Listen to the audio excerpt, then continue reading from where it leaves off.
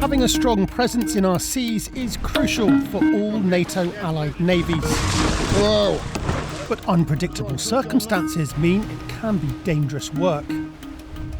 Any search and rescue operation at sea is fraught with risks and difficulties and requires a lot of cooperation and coordination. But what happens when a crisis strikes under the water?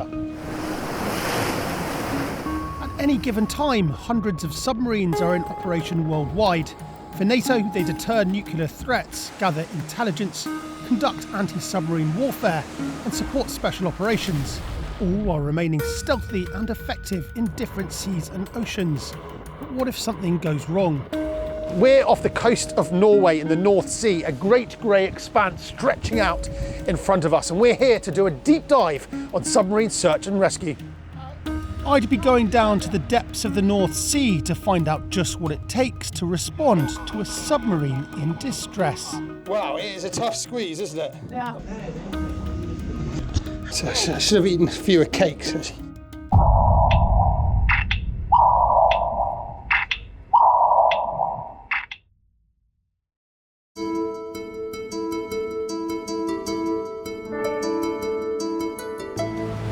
NATO conducts the world's largest submarine search and rescue exercise every 3 years, gathering sailors from various allied navies to practice one of the most technically challenging operations that can happen at sea.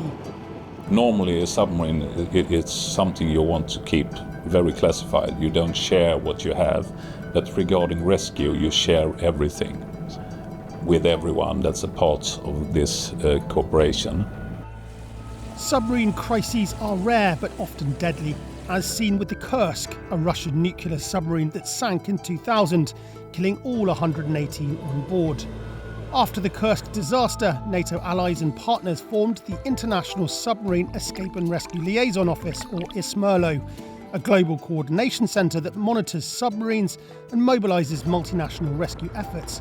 It ensures specialised rescue ships and equipment are on standby whenever submarines are at sea.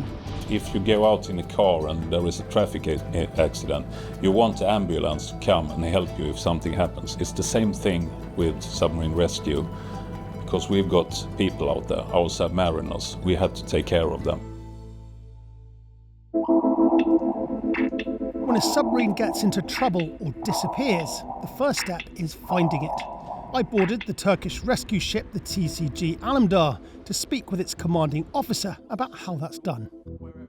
We can see the image of the missing submarine. The sonar beams strike to the submarine and comes back to our transmitter. We can provide the image of the submarine and we can decide is it stable or is it declining.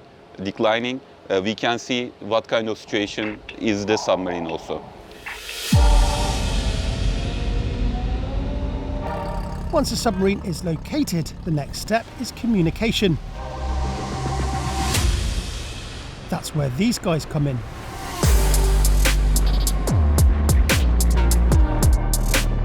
The Distress Subgroup is a team of submarine rescue specialists from the UK who, in a crisis, would quickly deploy to the scene of a submarine in trouble, establish an operating platform, and attempt to communicate with the crew inside.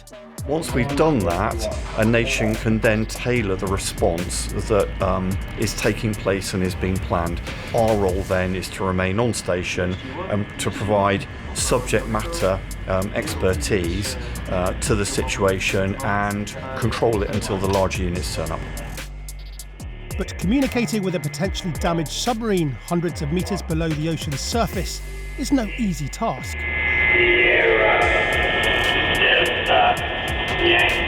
Right now, obviously, I'm hearing quite a strange sounding voice. So what is that and where's it coming from? What is happening at the moment is that we're hearing the underwater communications coming from the DISUB, and that distortion is because of the sound path coming through the water. It is the water causing that distortion.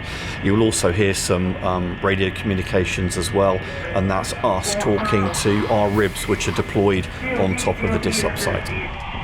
Sierra, Delta, Yankee. International cooperation is crucial in submarine rescue. During the exercise, the Distress Subgroup operates from a Dutch support ship. In a real emergency, combining resources like this could be key to an effective response. What we've got here is British submariners from the distress subgroup responding to a submarine that is potentially in crisis from a Dutch ship. And that is a clear example of NATO allies working together in what could be a crisis scenario. Once a submarine is found and communication is established, the next step is getting the crew to safety. That could mean deploying a rescue submersible. So behind me here is a Swedish submarine rescue vehicle called the Earth. And we've been given unique access to go down 90 metres into the North Sea to go and try and find a stricken submarine which will then connect with and hopefully rescue some of the people on board. Quite a small space to get down here. It's a bit nerve-wracking though. Although this was an exercise and therefore a controlled environment, the Earth was operating under conditions identical to a real rescue mission. So we've just climbed down into the Earth. We're about to be winched out to sea. Really excited about it, but also kind of nervous. So we'll see how it goes. The Earth is capable of going down to depths of 460 metres and can rescue up to 35 people in each dive. What's happening now? Now we're lowering down the water. See in the front as well. Now we're in. We've just seen the water slowly fill up over the front window, so we now know that we're in the North Sea and we're on our way down.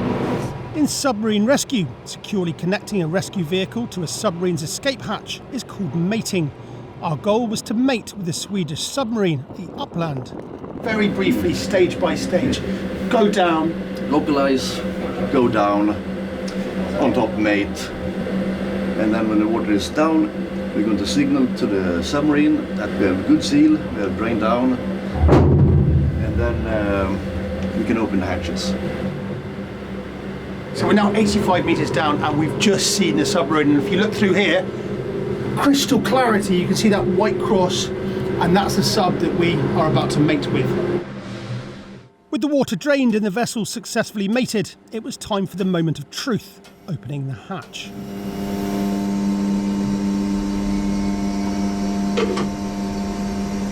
Osthyveln är klar. Welcome to Sweden. With our submariners successfully rescued, we were invited down into the submarine to meet the commanding officer and see how they were communicating with the surface vessel. Welcome on board. Thank you very much. So right now we're with Leonard, who is the CEO of the Uplander.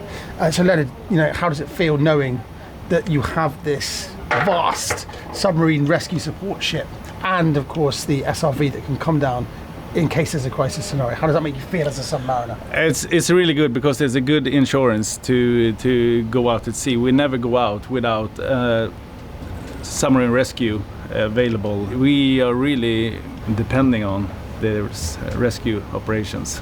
But they are working like a fire station, ready to get out.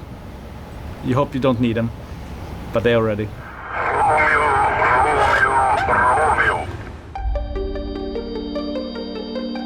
The final stage of submarine rescue is ensuring the rescued submariners receive immediate medical care, which could include using decompression chambers like this one to prevent decompression sickness. The way the system's set up now, we've mated the SRV to the system, which means we can now do transfers under pressure. Why is it so important that the rescuees end up in a decompression chamber before they go to the normal outside world? The bends, the decompression illness, so what we want to do is stop that. So we want to get them, if they've been at pressure for long, we can get them up at the same pressure, bring them in, and then the doctors can then put them onto a dive table to get them back to atmosphere at a safe condition. Rescued submariners, like anyone after a traumatic disaster, may need psychological support in addition to medical care. And when we talk about mental health issues, what kind of issues are we talking about? I actually would probably rephrase it from mental health issues to normal reactions to an abnormal situation. At the end of the day, what we're there to do is instill the continued sense of human resilience and confidence and capability that every person who is faced with a tragedy or disaster is likely to have inside of themselves. Submarines are a vital part of the NATO arsenal and crucial in keeping our populations safe. But just as crucial is protecting those who protect us. Submarine rescue is a daunting and difficult task that is thankfully rarely required. But if something does happen under the seas, allies have the resources, equipment, and dedicated personnel to work together to respond to any crisis in the deep.